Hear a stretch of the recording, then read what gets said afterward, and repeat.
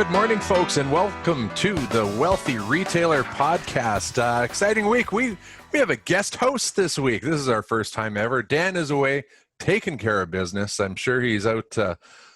I think, Scott, he's plugging in someone's POS system. You know, that's usually the problem. They forgot to plug it in. But very excited to welcome. We've got a guest host this week. We've got Scott Smith, and Scott is a longtime friend and partner of Dan at the Wealthy Retailer, having worked with independent retailers in Canada and around the world for over 30 years.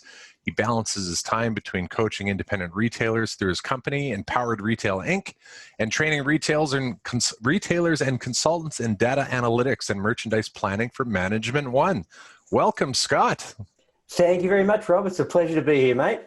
And how are things in this fine, crisp Canadian morning? Yeah, crisp is the word for sure. Gee, we're getting close to the chilly stuff, aren't we?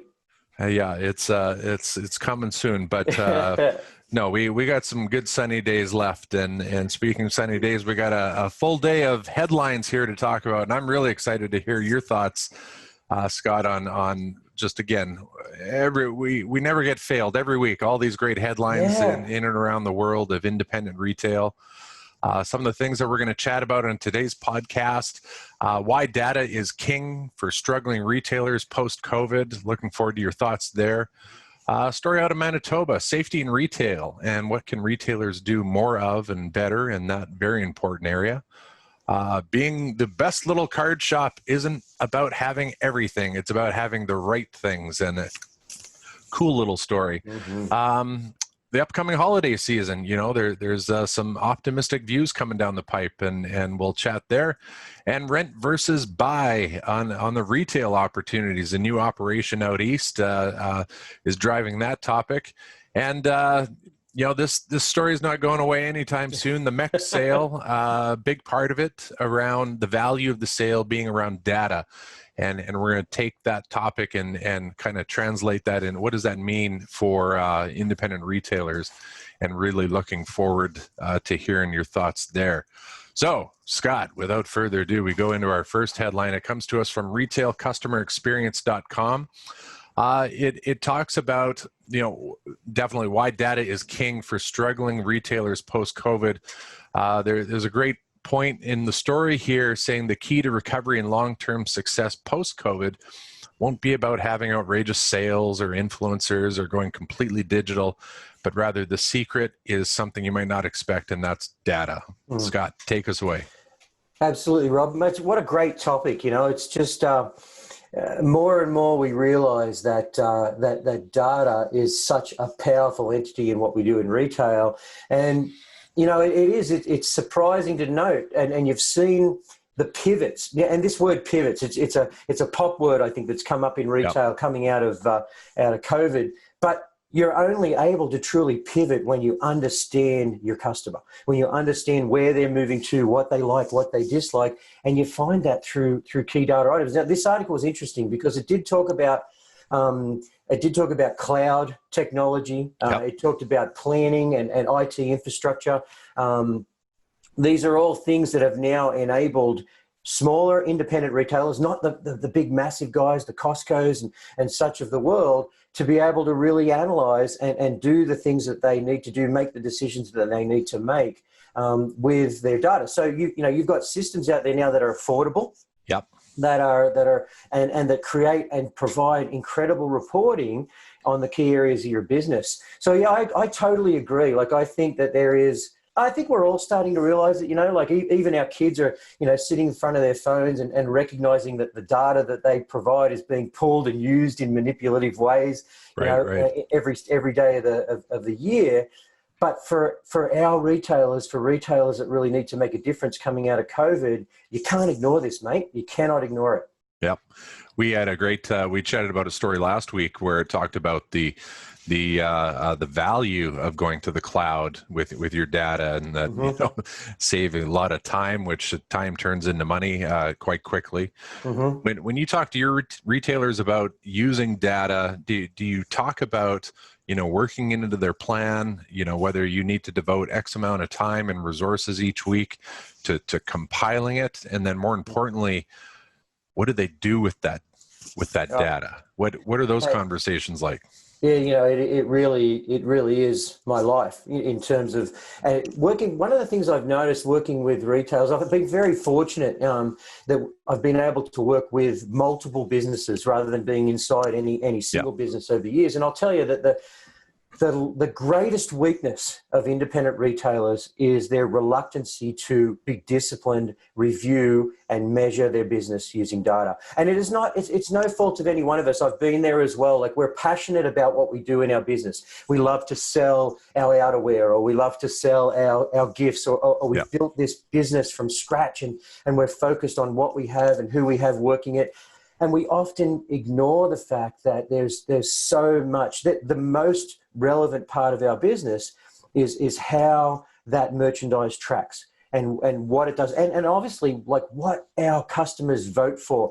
So sitting down, being disciplined, taking a moment in your month, in your week, in your day to review your data is really, Rob, the most ignored part of what we do as independent retailers. And I'll tell you, like, I would say that it's really only about 8 to 10% of retailers. And we're going to learn more about this in some of these other articles, because it's very obvious, even in the big world of retail, where you think that they are just obsessed with data, and it's not the case, because it seems tough. I'll tell you the one thing that is really I haven't always been like a math geek.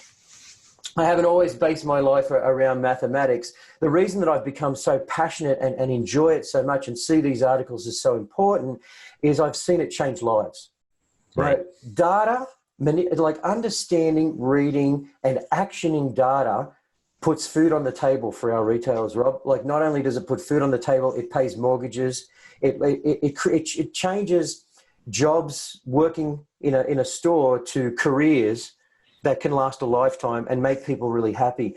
And that gets me really excited about math and data.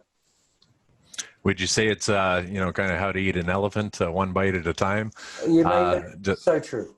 Yeah, just kind of work it within your day, your week, your month, and sometimes if you try to think about the entire thing, that's will stop most of us in our tracks. But just try to seize that one piece of it, learn that, master it, and then move on.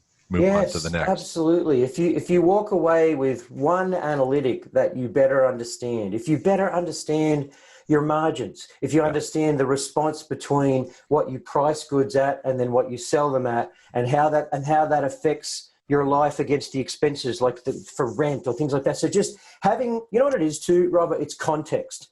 Understanding the context of the numbers. Like, what does this number mean in relation to me putting food on the table? Totally. I've in my own world, I've seen so many instances where, a great day, a bad day, but it's not truly in context, because was it a good day because 1,000 people came in the store and 100 of them bought? I don't know if I'd call that a great day, because I look at the 900 that didn't purchase, versus 101 people came in and 100 bought. Holy smokes! But in the context of just that one number, whether you have it or you don't, brings a world of difference in context to what you do in your business going forward. It's so true that human beings tend to recall and favor the last thing that happened to them. Okay, you and I today are both wearing black shirts, so we could assume that black shirts are the trendiest thing that you're going to wear, and we should. I am clearly a trendsetter when it comes to fashion. There you go.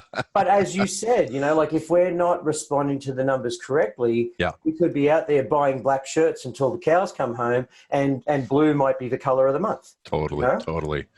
Well, thanks for your thoughts on that. Let's head on to the next story. It comes out of Manitoba. The government just recently put out a new program, unfortunately, affecting retailers. They've seen retail thefts increase by over 125% over the past 3 years. And so they're very focused on working with the private sector to create a new task force. Scott, when it comes to this type of problem in retail and safety, what can our independent retailers do? It's a good article, Rob, and I like the question. I'm always a little skeptical of articles that I see about retail theft, and they try to make it seem kind of grimmer than it is. Yeah. But it is a great question, because there is always very, very fundamental ways to make sure that you're, let's say, theft proofing your operation as a retailer. And I tell you, it's fundamentals, mate. It is basically teach your staff to sell. Teach them to sell, because selling, if you have, and you'll have heard Dan, the wealthy retailer, I'm sure he's talked about it many times, as a selling system. Yeah. Selling solutions, having a process in place, because a selling system is about connecting with human beings as they walk in the door of your store. It's about making sure that people are given the time of day. It's about recognizing that their needs at that time are the most important thing that you want to look after. It's about asking them questions. It's about getting into and understanding who they are, and creating a conversation that builds a level of trust. If you do those kind of things and you have that discipline in your store, it will make it way, way, way more difficult for someone to steal from you. And I think that's really a stronger lesson than, okay, we're going to have task force for this, and we're going to create these situations to prevent theft. Well, you know what? We are the ones. We dictate in our stores whether we're going to be kicked around in terms of people wanting to steal from us, or whether we're going to dominate the situation. I love that. It's, the mind kind of goes to, okay, how are we going to stop this stealing? It's kind of on that reactive side, but you just hit it head on with, okay, well, forget that part. It starts with, if we create good engagement at our store, that, what is that? The ounce of prevention equals a pound of cure. And so what a great way to address that. And, they, in Manitoba, they're clearly, we'll say, on the pound of cure side. They're on the back end of the deal in a reactionary way. But, start grassroots. And that starts with just not good, but great engagement with your customers as they're coming in. It's really, you think about it, it's really a simple thing. A thief, worth their pound of flesh in that particular game, is going to watch for stores that are, not as attentive.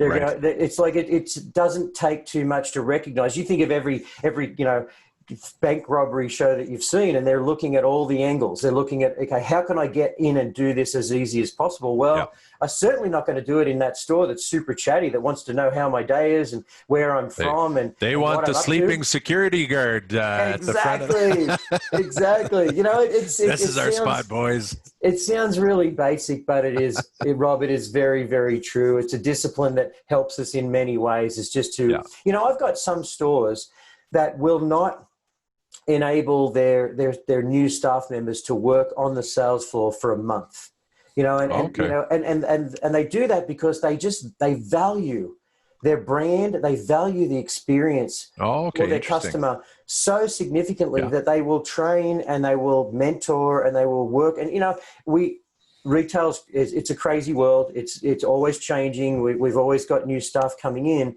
but having the discipline to teach and mentor your staff members to be, good and disciplined salespeople it just has so much. It just offers so much and improves your brand and the experience that your retailers and that your customers have. Right on. No, great points, and thanks for sharing that. Folks, just a reminder, this podcast is brought to you by Canadian Retail Solutions. From the latest point of sale software to merchandise intelligence with open to buy plans and more. Let them help you find your cutting-edge retail solution today. Visit retailbycrs.com. They are here to help.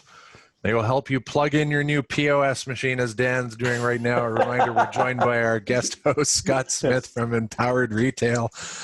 Okay, I love this image of Dan, running around plugging in computers. It's perfect. with the plumber look, we'll say all he sees is behind underneath the desk there. He'll punch me later for I'm sure he will. describing him said way.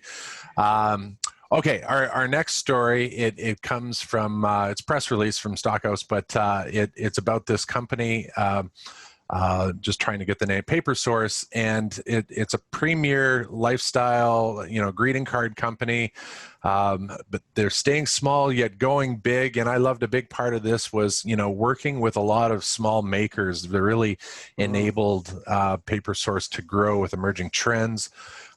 really introduce a whole new line of 350 new cards, big assortment. And I love that part. Like, I think it's upwards of 250 niche makers. So when you see a store like this, engaging, I'll say that real grassroots local approach, what are your thoughts on it, Scott? Oh, mate, I think that there's so many great lessons in this small article, and and with this kind of card shop growth, engaging small independent makers. I've seen in a lot of gift stores that I work with is an incredibly valuable thing to do. One, it's like we get caught in our ways. We get caught in what we're doing every day, what we're selling well every day. The engagement with small up-and-coming vendors is something that I think that we have to have in our portfolio. Dan and I quite often talk about 10 to 20% of your product mix should be experimental. Should be new, great. Should be changing, should be something that you haven't tried. And in this particular course, they're always looking at these new kind of small vendors, which could become, hey, I'm sure back in the day, Patagonia was that small vendor, like the Lululemons or the brands that we see every day out there started in someone's garage. Yep. Started with two people sewing up a new product and putting it on the market. And, independent retailers, we only have a certain period of time to be able to make the most out of these new brands. Like it's inevitable. Any independent retailer that gets angry about a brand that's gone on to be sold at the Bay or sold at wherever, they're really not realists, because we all of these brands will ultimately go to the bigger guys, but we've got a choice amount of time to make great margin, to be able to have our customers identify with us as being the people that bring them the new ideas, right, products. So they come back to us for that next idea. So like having a focus on those small cottage style production makers, I think, helps identify us as a unique and a retailer that someone wants to go into and look at the product every week or every month or every day. Yeah, we love that. We talked, a couple times over the last few weeks about the, we call it the baby Shark Tank. The, do. But I love how you just break it down. Like I'm going to give you, back to I love math. Mm-hmm. I'm going to, look at 10 to 20% of your mix having to be new opportunities, and I think it forces retailers into a corner where they can't get complacent with the these lines are doing great for me, and I'm gonna stick with that, and then the day comes when it's not doing so well, and they haven't cultivated any new opportunities, new brands. Scott, what's your thought with new brands coming in, these small makers, etc.? The onus of promoting it. Do you see? Is it a partnership? Is it mostly on the retail shop? Is it the brand? What have you seen happen there? It's really dependent on the brand that you work with, Rob. Like I think that there's the best relationships with vendors are very much like a win-win-win situation where you are truly partners. We will only be successful in retail if we are able to get a win for that vendor. We're able to get a win for the customer and ourselves, right? So, so I think that promoting the brand and getting it out there is a partnership. Now, in some partnerships, one of the things that as a retailer, you can't leave dollars on the table in terms of promotional money that's available to you. And some of these vendors will be very hungry and willing to get their brand out there and willing to partner. They'll throw you what we call co-op dollars, available money to be able to go and use that. You got to use every cent of that. It's there to be used. It's there to benefit. It's there to create a win-win-win. I think that's fantastic. But at the same time, if you believe in the brand, don't let that limit you as well. Get out there, promote it, put it onto social media, get it on your website. Most importantly, and I know you'll hear me kind of going over and over this again, train your staff to love that product. One of the things I've seen with the best buyers that I work with is they get in, they find that new product, Rob, they get super excited about it, but they evangelize it to their staff on the floor. They get out and they show why they're so passionate about that decision, making that decision to bring the product in. that is a critical area that is sometimes lost. We have buyers in the back of our operation that quite often are just chugging away. They're bringing things in. All of a sudden, this new product, this new small vendor hits the floor. The staff have no idea. They have no idea what it is. They don't understand the uniqueness of it, so they don't favor it. They don't sell it to its best extent. I think that is also a great way to promote products, is get out there on the floor and explain to your team why you're just so jazzed on that new item. Yeah. Cool. I love that. Make it contagious. Going back to the buying experience, and you brought up Co-op, for maybe those who don't quite know exactly what they should be asking their vendors, what type of scenarios within Co-op, and again, that's, I'll call the old school of, we'll take 3% of what you buy from us and we'll give you a 50-50 split. If you spend $1,000 promoting brand X, us, we'll pay $500 of it. So what type of scenarios within Co-op opportunities are you seeing with your retailers right now? So, Rob, that's still the very traditional kind of ask that you want to talk about, is like, so what dollars are available? What I'm seeing more, and again, I think it's more about being creative and looking for the wins for both. Opportunities. The co-op, the straight co-op dollars are always there to some level. There's usually a bunch of rules associated with that. You've got to follow that. You can, you submit your invoices and you get your dollars back from the vendor. What I found to be more successful is just to be creative and look at where that vendor wants to get a win. And start to come up with your own ideas, like survey your staff, talk to your customers and look at the ways that are effective to promote that brand. Come up with something, whether it be an event that you put together that might be right in and aligned with the culture of that vendor that they'd love to sponsor.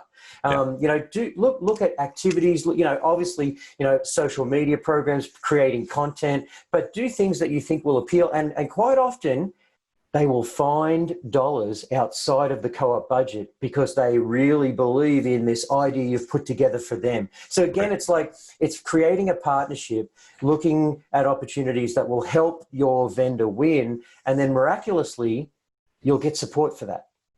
And I think that's what I've seen as being, that's what elevates some of the better retailers, is that they work more creatively than just inside the structure of the co-op dollars that are available. They come up with ideas. Yeah. So do you advocate for looking for those opportunities, or, is the last negotiated part with the vendor the price? It's that last $1,000. Do you take it in money, or do you take it in partnership?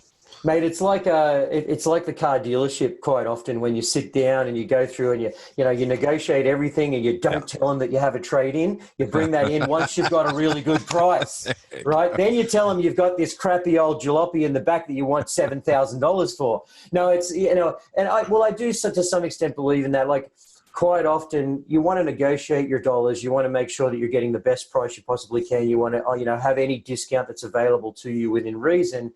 And then the co-op dollars should be, I think, a separate discussion.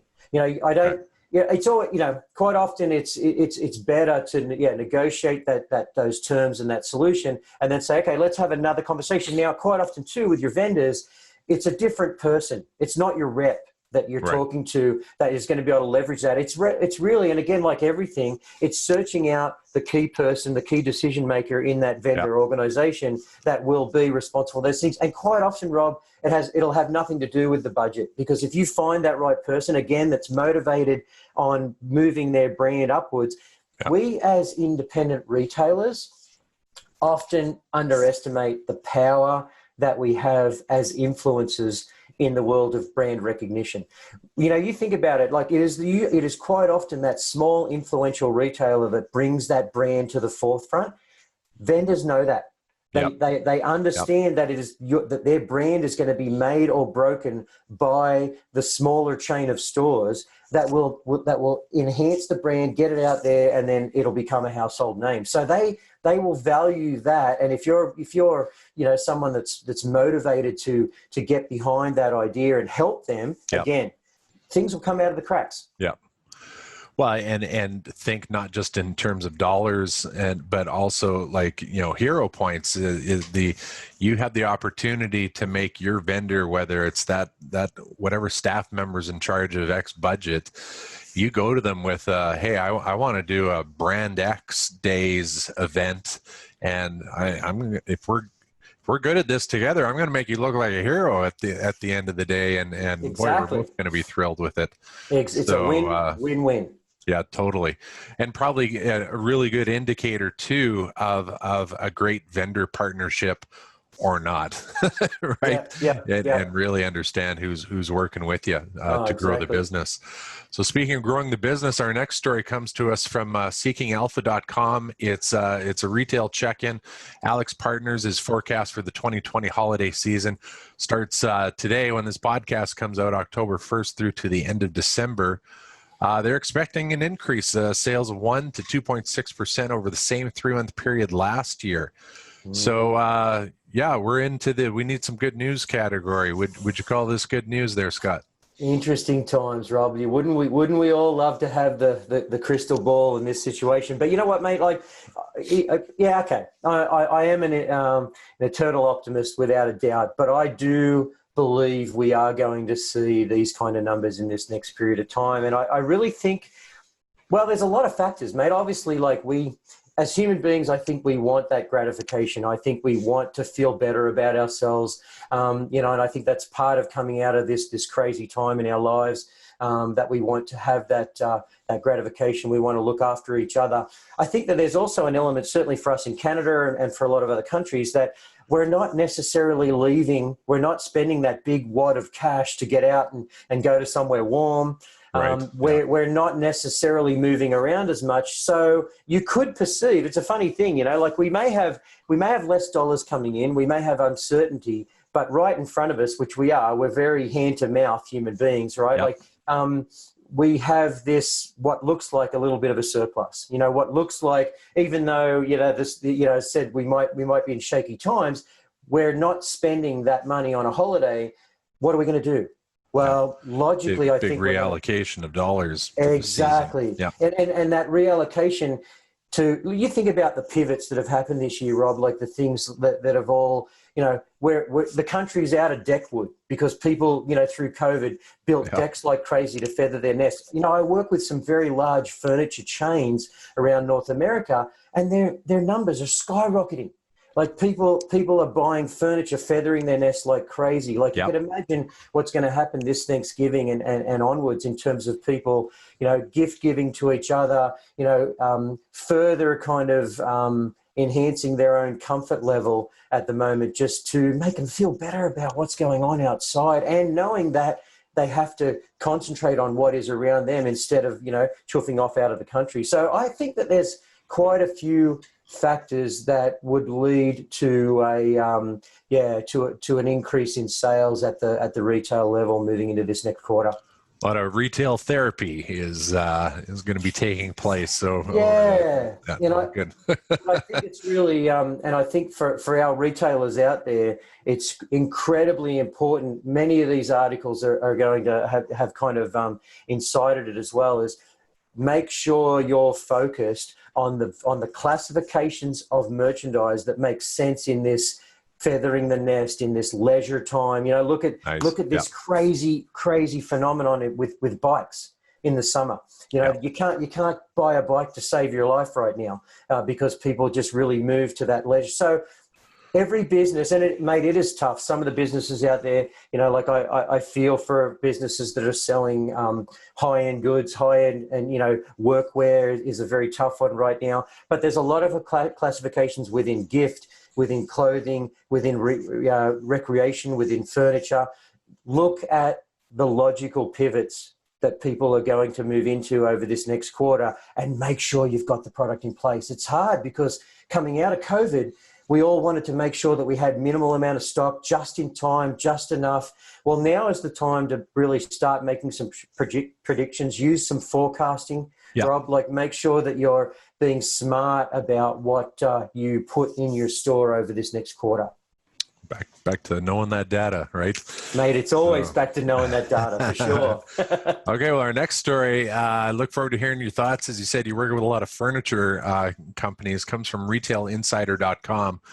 Headline about a furniture retail business, Full House. I'm Haus, I believe I'm pronouncing that correctly. Launches their first retail space in Montreal. I zeroed in on a comment that just talked about, the vast difference of, we'll say, home ownership, especially as you get into the millennials. About 40% basically are not in that permanent home category. So why should their furniture be? So here's this business that's getting into the shorter term rental game. Yep. What's your thoughts on this story here? Mate, I thought it was really interesting, and I tell you, the rental game. I've had a lot of experience over the years working with rental stores and working with stores that have a mixture of retail and rental. Okay. And I definitely see it in our younger generation where they're not, they're recognizing that, with the price of real estate, that they may not be homeowners. They may not be the traditional owners that we're used to in our lifetime, or people that are older than us. So there is more, I guess it almost lends itself to the movement of minimalism, to the movement of, do we need to carry through into the environment all of these extra items in our lives? Right. But I think it's really, it represents an opportunity for our conventional retailers to rethink their businesses a little bit and look for segments of what they sell. Are you a retailer that has some big ticket items? If you are a big ticket item retailer, have you looked at either a leasing program or a rental program or a rent-to-own program, something that will mobilize people or just give them the ability? I've seen with the rental stores that I work with, man, that it's a great cash opportunity for a retailer. Like quite often, Rob, what happens in rental, certainly in the outdoor industry, is that it can be very favorable to choose one particular vendor and buy a rental fleet from them. Okay. You could translate this to just about any vertical in retail. If I'm going to buy X amount of items, they're going to give me a deal, right? Yeah. So if I can amateurize those items over a period of time, and if they are items that have some value at the end of that rental period, I can quite often recover close to what my cost would have been, but I can cash in on those products. So if you're a smart retailer and you're putting a few dollars aside and you recognize an area of your business that could potentially be leveraged by rental, you can look into buying a fleet of goods. You can look into the kind of money that they'd be able to attract over time, and then potentially look at, refurbishing or getting them out into the market at the end of that time as well. And I think that there is a mentality now, and I know I see it in the kids in the stores that I work with quite often, they're repurposing a lot of their goods. They're buying, they're selling, they're buying again. There's this whole kind of mechanism of use and reuse, which is awesome. I think it's a great thing. I think there's an opportunity to really take a look at what you can potentially do differently in the pattern with your customers.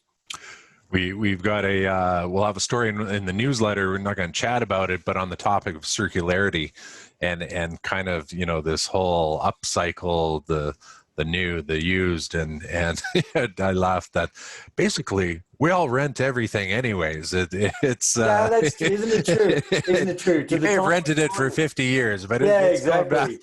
It's going somewhere after we're gone. That's for sure. So, but we're seeing conversations, when you talk about financing options, like seeing a lot of headlines about, I'm going to call it just a real micro payment financing option where, we'll ding your card $5 a month and for that $60 item, that we'll just spread it out that way. So that, a lot of different, put their thinking caps on different ways to engage different customers out there. Yeah, I think you've got to do that. I think you've got to always be thinking about your model and how it can be adapted. Again, I know I'm like a broken record, Rob. I come back to the data all the time, but if you truly understand the demographic, if you understand who she is, who he is in terms of that customer, then you're also going to understand their buying habits. you're going to understand where they are financially, and you're going to understand what will make the most sense for them. Will a rental program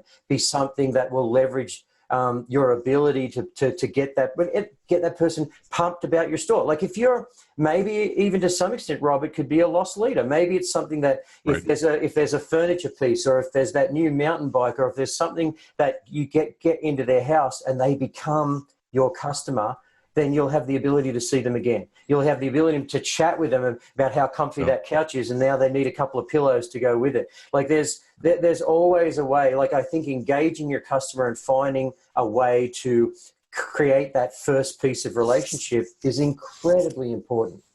Well, and great segue to our next story, talking about the value of that customer as it relates to data. The story about the mech sale, the Mountain Equipment Co-op being from Kingswood Capital, and they're saying that they bought access to and control of an unparalleled treasure trove of consumption data and purchase histories. That and detailed verified personal information, including name, age, address, telephone, email. So folks are saying like this was the value of the purchase. What are your thoughts here? Oh yeah, mate, it's what an interesting topic to be following up. We all kind of, as retailers, this one's close to my heart as an outdoor store retailer for many, many years. I remember being a competitor with the Co-op for the longest time. And I remember us always barking about them as having a member-based driven Co-op and the advantage that they had. But yeah, really interesting that they built a model where they have 5.8 million members that are feeding information into the machine, and that there's this potential importance that this company could see the value of this sale being worth 3 times more in the data than the actual dollars that they're putting on the table to buy the company. Like what an incredible world we live in at this moment. But I tell you, there's a lesson. There's a lesson again and again and again that data is king. That the information now. For us as independent retailers, we're not, maybe our stores don't have 5.8 million members, right. But we have some incredibly important data available. And one of the things that I've been really interested in is just, even though we've got 5.8 million members, even though we've got this rich source of data, here's a business that's, $94 million in debt. Here's a business that is in a vertical, Rob, that has boomed. Right. Coming out of COVID. Absolutely boomed. Like outdoor retailers are enjoying an unprecedented period of sales right now because people are valuing the quality of recreation.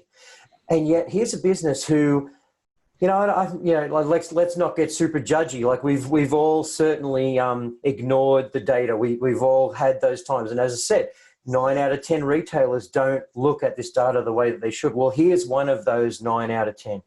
Here's one of those 9 out of 10. It's funny, I read an article in the Globe and Mail, which is from the new proposed CEO, Eric Klaus for MEC. Yeah. And, one of the things he said is that he's recognized an over assortment of product. He's recognized that they have too many vendors. Man, what is your first clue? Like here, this is fundamentals of retail, understanding, having a forecast, recognizing that in this day and age, narrow and deep is the way to buy for an outdoor store. So, the data would tell you, the data in retail would tell you that you need to be definitive about what you buy in your store. Like I think that there's a real lesson out of the Co-op situation, Rob, and the lesson is you as a buyer out there in your independent retail store, have some guts, have some balls, as they say, to get out there and make decisions on behalf of your customers and be narrower and so when a customer walks into your store, use that data to make sure that the decisions are the right ones. We don't, as consumers, Rob, we don't want to make decisions. Like we are, I use the analogy of you and I as males that, being born into this world and being looked after by our mother and then being raised and clothed by our mother, if that be, then our girlfriends and spouses come along and they help us decide on what we do. Like we walk into a retail store, we don't want to make a decision. But good buyers make those decisions for us. And they do that because they're driven by data. MEC, unfortunately for them, $94 million worth of debt later, did not have that definitiveness, did not have that decision making. They tried to be wide. They tried to, they've got their own brand. They're snapping up every other brand that they can potentially get that makes any sense in the outdoor industry. They've expanded into bikes. They've moved into all of these different verticals. They've become these massive, mega stores. When I remember back in the day, they were tiny little hole in the walls in Vancouver and in Toronto. Yeah. They were tiny little operations that had spirit and had drive, and people really responded to. And not to say that they don't. There's obviously a lot of love for MEC in this country, without a doubt. But they didn't. They got ahead of themselves. They tried to be too many things to too many people, and they tried to give us as the consumer too many decisions. The data would have pulled them back. And, you'll look at this new venture capital company, and they're recognizing that, hey, that data is critical. It's important. It can drive their business in multiple different areas because there's just so much power there. Yeah, it's a really interesting topic. And my understanding is that, mate, this thing's not over. They're in the courts. I was just going to say, right now. I think we'll be talking about this headline and its variations for weeks and months to come.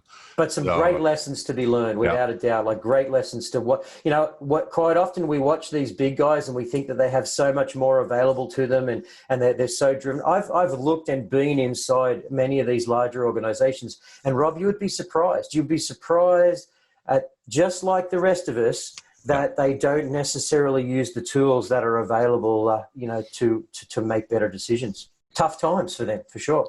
Very, very much so. No, appreciate your thoughts on that. And like I said, I'm sure it will come up again, and maybe it will come up again next week, Scott, as you are joining us as our guest host again next week. Words just come in from the street that Dan has not found that plugin yet. Oh, no, and he thinks it's going to be at least another week or so before he does.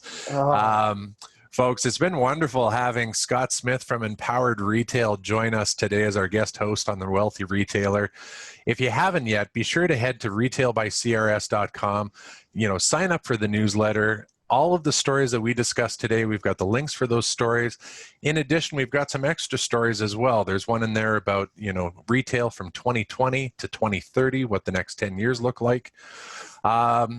Again, more on the mech sale. That story is not going away, and we touched on it earlier. Circularity, what is it, and what potentially can retailers do to take advantage of it? Folks, this has been the Wealthy Retailer podcast, brought to you by Canadian Retail Solutions. Remember, at their core, they believe in having real and relevant relationships, offering solution-based sales and services, maintaining a client-centered bottom-line focus, and providing credible and complete care. They exist to make retailers better. If you haven't done so yet, be sure to subscribe to the podcast. You can find us on all the major platforms: Spotify, Apple, the old Google, or Google as some people say it. Scott, did you have fun? I had a ball, mate. I thank you very much for letting me join you today. I'm looking forward to our next session. Wonderful. Okay, have a great day, everyone, and we will talk to you soon.